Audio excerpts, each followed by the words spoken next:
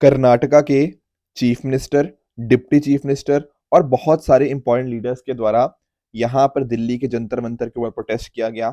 उनकी डिमांड ये थी कि सेंट्रल गवर्नमेंट के द्वारा जो भी टैक्सेस का डेवल्यूशन किया जाता है फॉर द स्टेट्स, वहां पर जो कर्नाटका है और जो कुछ अदर सदर्न स्टेट्स हैं उनको काफी कम पैसा यहाँ पे मिल रहा है। तो उनकी डिमांड थी कि इस तरह का बिहेवियर सेंट्रल गवर्नमेंट ना करे, सब जो सरकारें हैं, सब जो स्टेट्स हैं, उनको कहीं ना कहीं अच्छे से ट्रीट किया जाए। इस वजह से यहाँ पर ये प्रोटेस्ट हमें देखा गया। अब प्रधानमंत्री जी के द्वारा यहाँ पर ऐसा बोला गया कि जो ऑपोजिशन है उसके द्वारा नॉर्थ साउथ डिवाइड एक तरह से क्रिएट की जाने की कोशिश है और ये अपने आप में अच्छी बात नहीं है। तो दोस्तों डेट है आज की 8 फरवरी 2024 एंड आप सभी का स्वागत है आज के प्रीलिम बूस्टर न्यूज डिस्कशन के अंदर। पहले टॉपिक की तरफ बढ़ते हैं, दैट इज श्रेष्ठ स्कीम के बारे में डिस्कस कर लेते हैं।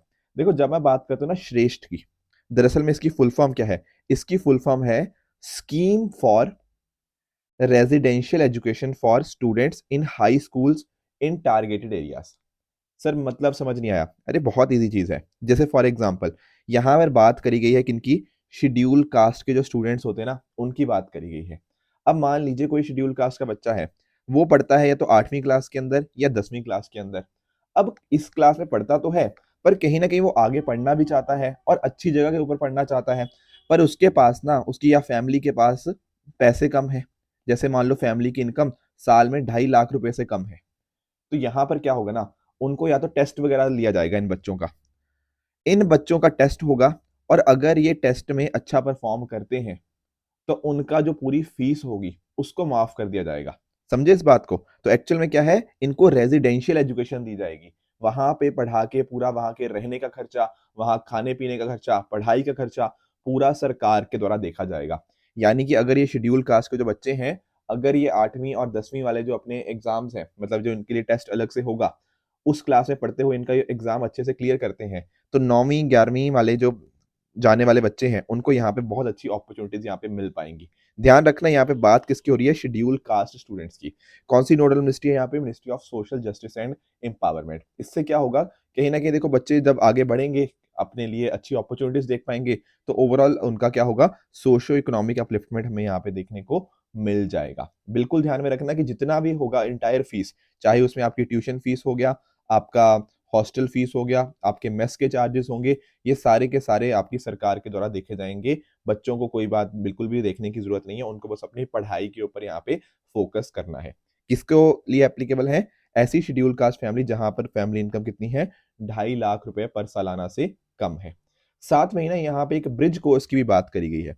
देखो कई बार पता क्या होता है कि बच्चों की ना, हर बच्चा अपने आप में देखो एक यूनिक बच्चा होता है, बिल्कुल इस बात को हम समझते हैं। तो उनकी कुछ अपनी खुद की कुछ यूनिक एकेडमिक रिक्वायरमेंट्स होती हैं। तो उनको ना नए स्कूल एनवायरनमेंट के अंदर जब वो आएंगे, वहां पर रहने के लिए आएंगे, बहुत सारी उनको छोटी मोटी एडजस्टमेंट्स करनी पड़ती हैं।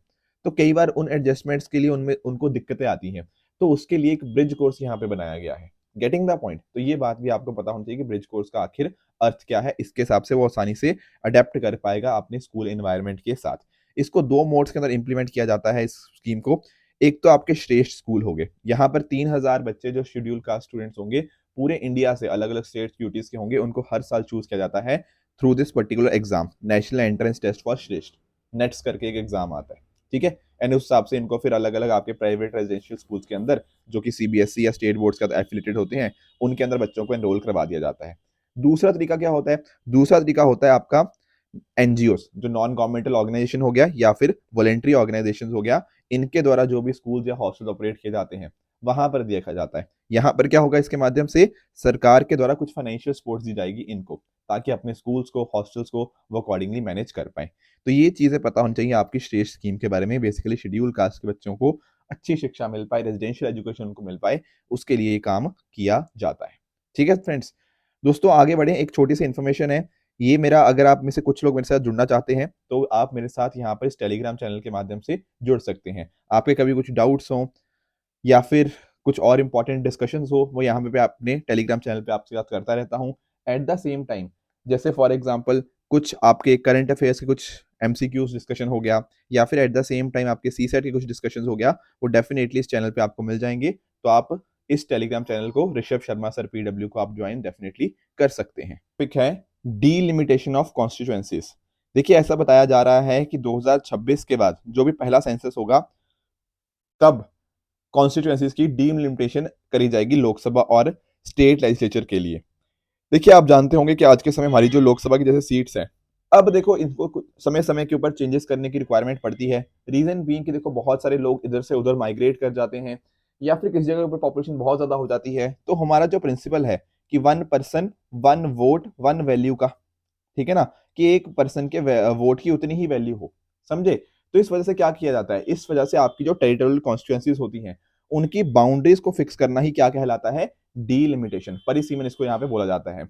और जो ये काम करता है उसको क्या बोलते हैं, डीलिमिटेशन कमीशन या फिर आपका बाउंड्री कमीशन, इस तरह से बोला जाता है। अब अभी तक ना देश भर में 4 डीलिमिटेशन कमीशन हमें देखने को मिल जाएंगे, जो कि सेटअप हुए थे 1952, 63, 73 और आपके 2002 के अंदर, under these particular acts.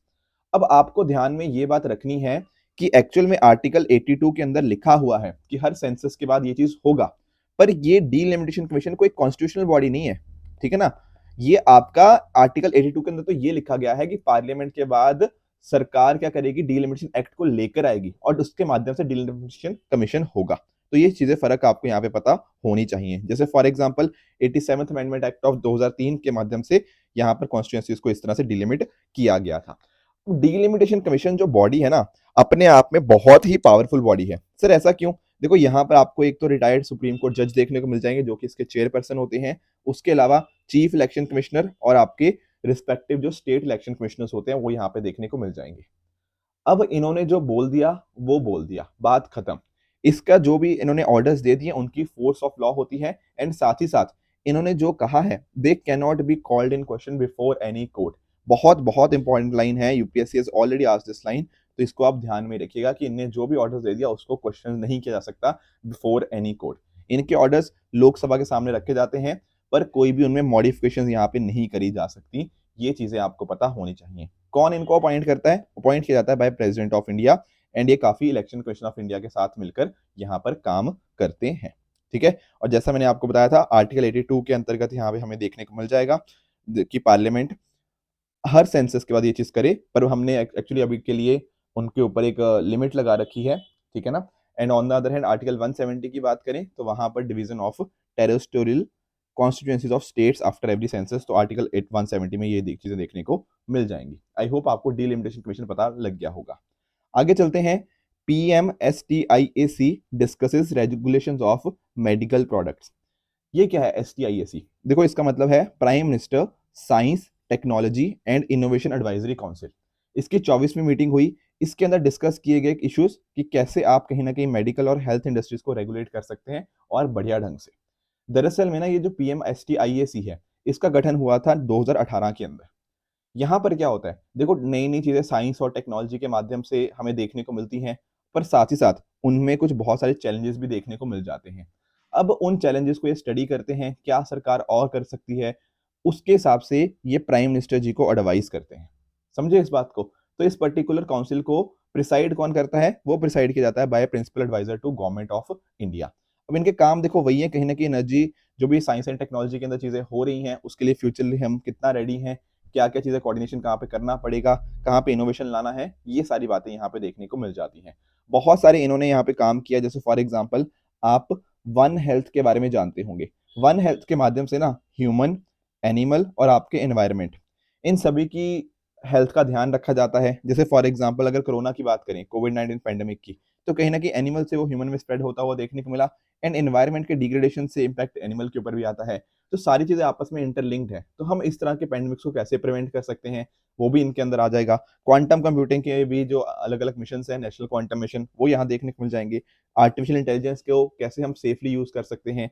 Waste to wealth जो आपकी सर्कुलर इकोनॉमी है उसको हम कैसे और बेहतर कर सकते हैं, एंड डीप ओशन एक्सप्लोरेशन, ये अलग अलग काम इनके द्वारा देखने को मिल जाएंगे। तो अभी जो मीटिंग हुई थी वहां पर स्पेसिफिकली फोकस किया गया मेडिकल एंड हेल्थ इंडस्ट्री के ऊपर।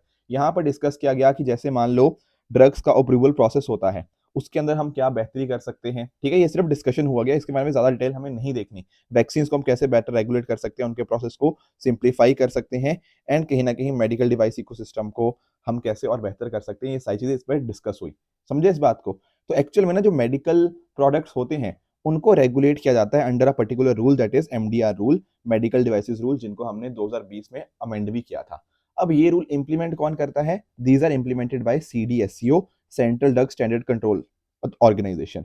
अब ध्यान रखने वाली बात यह है कि जो हमारे डीसीजीआई हैं, drug controller general of India, उनके द्वारा CDSCO, central drug standard control organisation को हेड किया जाता है। ये किस पर्टिकुलर जो ऑर्गेनाइजेशन है, कौन सी मिनिस्ट्री में आती है? It comes under ministry of health and family welfare. ये कुछ इंपॉर्टेंट की पॉइंटर्स आपको यहाँ पे पता होने चाहिए। काम इनका क्या है सर? काम यही है कि जैसे कोई नई ड्रग आती है या क्लिनिकल ट्रायल्स हैं, उनको अप्रूव करता है सीडीएससीओ। साथ ही साथ अगर मान लो किसी ड्रग की वजह से एडवर्स रिएक्शन ना आ जाए, उसको मॉनिटर करना, ड्रग्स का इंपोर्ट करते टाइम रेगुलेटरी कंट्रोल्स देखना, एंड अकॉर्डिंगली मैन्युफैक्चर के लिए, सेल के लिए, डिस्ट्रीब्यूशन के लिए लाइसेंसिंग एंड अप्रूवल देना, वो सारे आपके सीडीएसयू यानी कि central drug standard control organisation का काम यहाँ पे बन जाता है। ठीक है, आगे चलते हैं। एक बिल्कुल छोटा सा टॉपिक है, वायु शक्ति 2024। देखो वायु शक्ति के बारे में समझना, जैसे आप समझ भी पा रहे होंगे, वायु का मतलब थोड़ा एयर के साथ है, तो एयर फोर्स अपनी जो एनर्जी है, एनर्जी नहीं बोलना चाहिए, अपनी जो स्ट्रेंथ है उसको यहाँ पे डेमोस्ट्रेट करने की बात करी गई है अंडर वायु शक्ति। अब होगा क्या, आपके जो राजस्थान में जैसलमेर है, वहां पे Pokhran air to ground range में आपको 17 फरवरी को वायु शक्ति 2024 एक्सरसाइज कंडक्ट कराई जाएगी बाय इंडियन एयरफोर्स। यहाँ पर क्या होगा, हमारी जो पावर है ना, हम उसको बताएंगे। जैसे फॉर एग्जांपल आप नोटिस करो, हमारे पास रफाल है, ठीक है ना, मिराज है, सुखोई 30 है MKI है, उसी तरह से एलसीए जो है आपके पास, तेजस लाइट कॉम्बैक्ट एयरक्राफ्ट तेजस, जैगवार्स। इस तरह से हम डिस्प्ले करेंगे कि इंडिया की जो कैपेबिलिटीज है ना, उनको यहाँ पे शोकेस किया जाएगा। ठीक है, ऑफेंसिव भी डिफेंसिव भी। तो यहाँ पर 120 से भी ज्यादा आपको एयरक्राफ्ट देखने को मिल जाएंगे इस एक्सरसाइज के अंदर। तो जितने भी हमारे मोस्ट इंपॉर्टेंट हमारे होंगे, उनको यहाँ पे इंक्लूड किया जाएगा। तो हमारी जो कैपेबिलिटी है उसको यहाँ पे दुनिया के सामने दर्शाया जाएगा कि किस तरह से हमारे पास अलग अलग वेपन्स हैं अलग अलग पर्पसेस के लिए। तो डेफिनेटली हम यहाँ पे बहुत ही स्ट्रॉन्ग अपनी जो एयरफोर्स है उसको यहाँ पे उसकी कैपेबिलिटीज को डिस्प्ले करने की यहाँ पे कोशिश करेंगे। नेक्स्ट चलते हैं, एटमॉस्फेरिक रिवर के बारे में थोड़ा जानने की कोशिश करते हैं। दोस्तों अभी पता क्या हुआ है, कैलिफोर्निया यूएस के अंदर आपको एक डेंजर स्टॉर्म देखने को मिल जाएगा, जिस वजह से बहुत ज्यादा पानी और फ्लड्स वगैरह देखने को मिल जाएंगे। एक्चुअली समझो इस बात को कि आखिर ये एटमॉस्फेरिक रिवर क्या होती है। आप बोलोगे सर रिवर तो हमें पता है, नदी को बोलते हैं, ये एटमॉस्फेयर में नदी कैसे हो जाएगी? एक्चुअल में आप समझो, आपका जैसे इमेजिन करना इस चीज को, जैसे मान लो ये रहा आपका पैसिफिक ओशियन, ठीक है।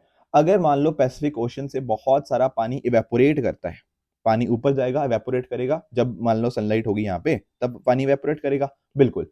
अब जब पानी इवेपोरेट कर रहा है, उससे पता क्या होगा, एटमॉस्फेयर के अंदर ना एक बहुत सारा एक लंबा रीजन बन जाएगा। ओके, अब ये पानी यहाँ पे हो गया, यहाँ पे वाटर वेपर अच्छा खासा एक्यूमुलेट हो गया। कहाँ पर एक्यूमुलेट हो गया सर? ये हो चुका है आपके एटमॉस्फेयर के अंदर एक्यूमुलेट, अपर एटमॉस्फेयर के अंदर। ठीक है, अब एक्चुअल में ना समय के साथ ये पानी इतना ज्यादा हो जाता है कि ऐसा बताया जाता है कि जितना ना मिसिसिपी रिवर वहां आपको देखने को मिलती है, जितना पानी उसके अंदर है ना, उतना ही लगभग पानी आपको यहाँ पे देखने को मिल जाएगा। ओहो, इतना सारा पानी हो गया आपके एटमॉस्फेयर में इकट्ठा। यस, अब ये जो वाटर वेपर है, ये मूव करेगा फिर यूएसए की तरफ, और यूएसए में जैसे ही जाएगा, आप जानते हो यार नॉर्दर्न अमेरिका के अंदर कौन सी माउंटेन रेंज है सर? हमें पता है रॉकीज माउंटेन है वहां पे, बिल्कुल ठीक बात है। और रॉकीज माउंटेन क्या है सर? वो होती है यंग फोल्ड माउंटेन्स। अब आप एक चीज इमेजिन करो, बहुत सारा वाटर वेपर है, वो टकरा रहा है कहाँ पे? रॉकीज माउंटेन के साथ। तो वाटर वेपर और माउंटेन्स आपस में इंटरेक्ट करे, उससे क्या हुआ, वाटर वेपर का अपलिफ्टमेंट होता है, ज्योग्राफी आप सबने पढ़ी हुई है। एंड कहीं ना कहीं क्या होता है, कंडेंसेशन की वजह से वहां पे ऑरोग्राफिक रेनफॉल देखने को मिलती है। ये सारी चीजें आपने ज्योग्राफी के अंदर बहुत अच्छे से पढ़ रखी हैं। इस वजह से यहाँ पे बहुत बहुत बहुत ज्यादा बारिश देखने को मिलती है, जिस वजह से बहुत सारे फ्लड्स हमें देखने को मिल जाते हैं। और साथ ही साथ आप नोटिस करो, रॉकीज माउंटेन क्या है, यंग फोल्ड माउंटेन्स हैं, तो कहीं ना कहीं वहां पर लैंडस्लाइड के भी केसेस हमें यहाँ पे देखने को मिल जाएंगे। इसी को बोलते हैं क्या? Atmospheric river. Getting the point? Yes sir. अगर किसी को नहीं समझ आया, प्लीज 2 मिनट पीछे रिवाइंड कर लो, समझ आ जाएगा। ज्योग्राफी अच्छी होगी तो बड़े आराम से समझ जाओगे। Getting it? तो एटमॉस्फेरिक रिवर्स हम यहाँ पे समझ गए। एक यहाँ पे आपको नाम ध्यान में रखना है कि स्टॉर्म का क्या नाम है, पाइनएप्पल एक्सप्रेस। ये नाम आप बिल्कुल ध्यान में रखना, क्योंकि डायरेक्ट क्वेश्चन यहाँ पे पाइनएप्पल एक्सप्रेस के रिगार्डिंग भी बन सकता है। बाकी मीनिंग मैंने आपको समझा ही दिया एटमॉस्फेरिक रिवर का, कि यहाँ पे क्या होता है, किस तरह से आपकी ये हैवी रेन और स्नो करवा दिया, ये तो आप चीजें समझ ही गए होंगे। और ऐसा नहीं है कि सिर्फ यूएसए में है, इंडिया में भी हमें इसका इम्पैक्ट कभी ना कभी देखने को मिला ही है। एंड इनफैक्ट ऐसा बताया जाता है कि एटमॉस्फेरिक मतलब इंडिया में 70% जो फ्लडिंग हुई है ना इस 1985 से लेके 2020 तक, वो एटमॉस्फेरिक रिवर्स की वजह से ही थी। आपको 2013 का उत्तराखंड फ्लड याद होगा, केरला फ्लड याद है 2018 का, उनको भी यहाँ पे इसके द्वारा ही ट्रिगर किया गया था। बाकी वेस्टर्न घाट्स हो गया, हमारे ईस्टर्न घाट्स हो गए, यहाँ पर जो होता है ना सदर्न रीजन आपका, वहां पर रेनफॉल और प्रेसिपिटेशन की वजह से ये इश्यूज देखने को मिल जाते हैं। ठीक है ना? तो जैसा मैंने आपको इसका रीजन भी आपको समझा दिया, एंड अकॉर्डिंगली इवेपोरेशन के साथ कैसे कैसे इसका लिंकेज है, आई होप वो चीजें भी आप यहाँ पे समझ गए होंगे। तो दोस्तों ये थी आज की डिस्कशन। इस डिस्कशन के बेसिस के ऊपर कुछ मैं आपको होमवर्क दे रहा हूँ, जिनका आंसर मुझे आप नीचे कमेंट्स में बताओगे कि इनके आपके हिसाब से इनका कौन सा आंसर ठीक है एंड कौन सा गलत है। कल जो मैंने आपको होमवर्क दिया था उसका आंसर मैं बता देता हूँ। मैनग्रोव फॉरेस्ट की जब हम बात करूं तो वेस्ट बंगाल, गुजरात, अंडमान निकोबार, यहाँ पर सबसे ज्यादा मैनग्रोव कवर देखने को मिलता है। This statement is Indeed correct. Reverse osmosis की बात करें तो यहाँ पर कह रहा है कि ये फिजिकल फिनोमेना ऑफ वाटर है, molecules from a dilute solution to a more concentrated solution. क्या ये बात ठीक है? देखो ये ऑस्मोसिस को दर्शाता है, पर रिवर्स ऑस्मोसिस तो इसके उल्टा होता है, तो ये सेकंड वाला स्टेटमेंट आपका गलत हो जाएगा। सूरीनाम की बात करें तो कह रहा है कि सदर्न अमेरिका के नदर्न कोस्ट के ऊपर है। That statement is Indeed correct. हमने देखा भी था, अगर साउथ अमेरिका यहाँ था तो इसके इस साइड पे ऊपर आपको देखने को मिलता था, तो northern coast is indeed the correct answer. आज के एमसीक्यू होमवर्क की अगर हम बात करें तो पहला क्वेश्चन रहेगा पीवीटीजीस के रिगार्डिंग। वैसे तो मैंने बहुत बार पीवीटीजीस के बारे में डिस्कशन किया हुआ है, पर वापस से पीवीटीजी न्यूज में है तो मैंने सोचा कि आपको क्वेश्चन आंसर की फॉर्म के अंदर आपको ये डिस्कस कर दूं। दूसरा आपका होमवर्क रहेगा ल्यूकिया फ्रेसिस के बारे में। इसको बताइएगा, लॉजिकली सोचना, इसको थोड़ा ब्रेक डाउन करने की कोशिश करना, डीकंस्ट्रक्शन करना इस वर्ड की, शायद आप अपने आंसर तक पहुंच जाओगे। ठीक है? कल जो मैंने होमवर्क दिया था ASI annual survey of industries के बारे में, उसका देख लेते हैं। देखो अभी पता क्या हुआ है, हमारी जो ministry of statistics and programme implementation है, मोस्पी, उसके द्वारा ASI annual survey of industries का डेटा यहाँ पे हमारे सामने दे दिया गया है। इसके माध्यम से ना हमें पता रहता है कि हमारा जैसे मैन्युफैक्चरिंग जो सेक्टर है वो कैसे परफॉर्म किया है, कैसे उसके अंदर नेगेटिव इम्पैक्ट क्या था, पेंडेमिक का क्या इम्पैक्ट आया, एंड कैसे हम उससे कहीं ना कहीं बाहर आ पाए हैं। ये सारी चीजें एएसआई के द्वारा यहाँ पे बताई जाती हैं, मतलब एएसआई सर्वे के द्वारा, जो कि आपका मिनिस्ट्री ऑफ कॉमर्स नहीं, आपका ministry of statistic and programme implementation करता है। दूसरी बात जो कह रहा है कि हाँ इससे डेफिनेटली इंपॉर्टेंट स्टैटिस्टिक्स मिलते हैं एंड उनको हम यूज कर सकते हैं अलग अलग जगह के अंदर। जैसे फॉर एग्जाम्पल कुछ आउटपुट कितना आया, वैल्यू एडिशन कितनी हुई, एम्प्लॉयमेंट कितना मिला, कैपिटल फॉर्मेशन कितना है, ये सारी चीजें हमें देखने को मिल जाएंगी। तो इसलिए सेकंड मतलब 2 only is the correct answer in this particular case. और जो दूसरा होमवर्क था अर्गोस्फेयर के रिगार्डिंग, ये तो हमने देखो पढ़ा ही था अर्गोस्फेयर के बारे में। ये तो बहुत ही एक इजी क्वेश्चन है, जहाँ पे option number C, it is a region outside a rotating black holes outer event horizon. अगर ये आपको नहीं समझ आ रहा ना कि ये अर्गोस्फेयर है क्या, मैं आपसे रिक्वेस्ट करूंगा कि 6 फरवरी वाला आप प्रीलिम बूस्टर देख लीजिएगा। उसमें एर्गोस्फेयर को बहुत डिटेल में मैंने आपको समझाया है, किस तरह से ब्लैक होल क्या होता है, इवेंट होराइजन क्या है और ये एर्गोस्फेयर क्या है। इसको आपका डिस्कशन वहां पे आपको देखने को मिल जाएगा। तो दोस्तों ये थी आज की डिस्कशन। अगर आपको इसकी पीडीएफ चाहिए तो आप हमारे Telegram channel PW only official में जाके इसकी पीडीएफ डाउनलोड कर सकते हैं और अपनी प्रेपरेशन को और भी बेहतर बना सकते हैं। Thank you very much for the discussion.